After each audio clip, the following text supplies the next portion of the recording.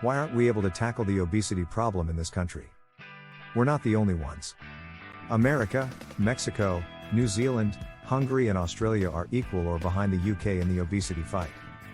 Obesity and the illnesses it causes is well documented on TV and online.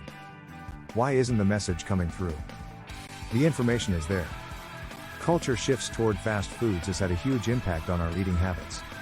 30 to 40 years ago, fast food was only accessible in fish and chip shops. McDonald's was only starting out in the UK then. Apps like Hungary House make it so easy to order food. One click of the button on your mobile, and you're done. You only have to make the effort to get off the sofa and walk to the front door. Such hard work. Eating habits are the key to healthy diets. It starts from the day you are born. What food your parents introduce to you sets up your eating habits for life. If you have a balanced diet of fruit, vegetables and meat early on, you become accustomed to that. Going the other way, if you're introduced to lots of sweet high-sugar foods at a young age, this becomes your norm. Sugar, of course, has that added attraction for kids. The sugar rush as well the sweet taste are too hard to resist. The food markets know this and go out of their way to tempt everyone, especially kids. The sweets are always near the checkout, at a height where it right under the noses of youngsters. What can be done?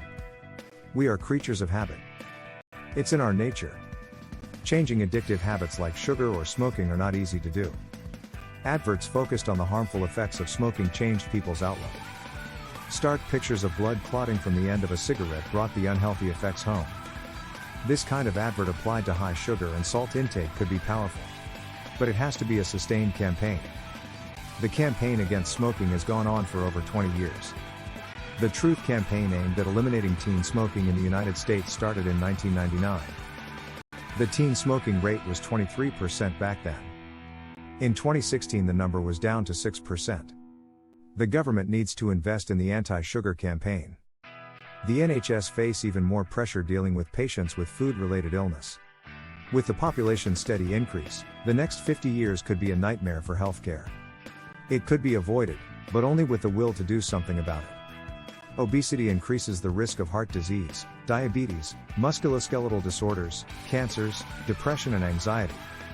Severely obese individuals are 3 times more likely to require social care than those with normal weight.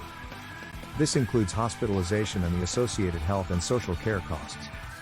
The NHS estimated the cost of obesity for 2006-07 to be £5.1 billion. The costs account for obesity medication, increasing use of bariatric surgery and new equipment to accommodate larger people. Education is key. My son is a personal trainer. He runs what are known as weight change classes. It's interesting what he has to say from his experience delivering these classes. He says we like to keep a variety of exercises to keep the interest there. 1 week, it will be pull-ups and press-ups, shoulder press and leg press exercises. The next week more cardio-based with some free weights like dumbbells and kettlebells. Another week could be kettlebells and TRX in a circuit training format. It's still weight-based, but you keep the intensity up, and keep the heart rate high. He says about diet, I really try to educate them about how bad sugar is, and too much carby foods, too much pasta, rice, chocolate sweets, fizzy drinks. The #1 reason for obesity is sugar. I don't monitor and measure what they eat, but give them an understanding of what they put into their body. Whether they change their diet or not is up to them.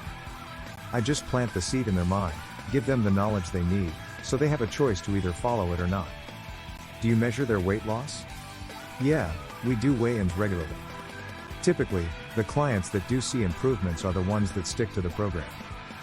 I've got clients that have listened to what I've advised and they've seen good results. At the same time I've given advice to other clients, and they've found it more challenging to stick to. How long does it take to lose weight? Some clients lose up to 2 pounds per week. Some can even lose 4 to 5 pounds per week. A basic target of 2 pounds per week over a period of 3 to 4 months is a huge loss. About 1 3/4 stones. Do you look at their fat percentage? Yes, very important to look at fat percentage, not just losing body weight. If you weigh 60 kilograms, you've got to ask the question, 60 kilograms of what? You can break that down into body fat, muscle mass, bone density, and water retention. We can measure all that, so you actually see all the parts that make up the whole body weight. So we focus much more on the body fat, because you might lose muscle mass. That would be unhealthy. This is why we focus on the weight training to hold on to the muscle mass. That and encourage high protein intake to keep muscle mass. So after say 6 months, surely your clients should be able to go out on their own without your assistance? Sure, 6 months down the line, you would have learned so much, experimented with different exercises, recorded the exercises, so you have them to follow. Over 6 months you would have done these exercises so many times, it would be like second nature, so after this much time you don't need to be babied anymore, you know what to do, you can go out on your own, so it's kind of like a lesson for life. So you don't encourage people to starve themselves to lose weight? Oh no, starving yourself is like a quick fix but is quite damaging to the body. You have to look at food like it's fuel. It's like putting wood on a fire. It's going to keep your blood fuel burning. The fire burns out, your metabolism dies down. Keep the metabolism high and you'll be burning calories all day. Look at bodybuilders, they're constantly burning calories, but they're never hungry, but they have hardly any body fat. To keep weight down is something that takes dedication, self-determination and self-discipline. With a little help from informed professionals, it is very doable. It takes self-drive to achieve weight loss goals. Today there is so much help from places like YouTube and online articles. You never have to feel like you're on your own with weight loss. To keep healthy into old age is worth it. We are much happier. We have never been so informed about health as we are today. There should be less obesity than was 30 years ago, not more. If you have benefited from this video, immediately hit the subscribe button and bell notification now for your next exciting video. If you would like to lose weight, click the link in the description below to learn more.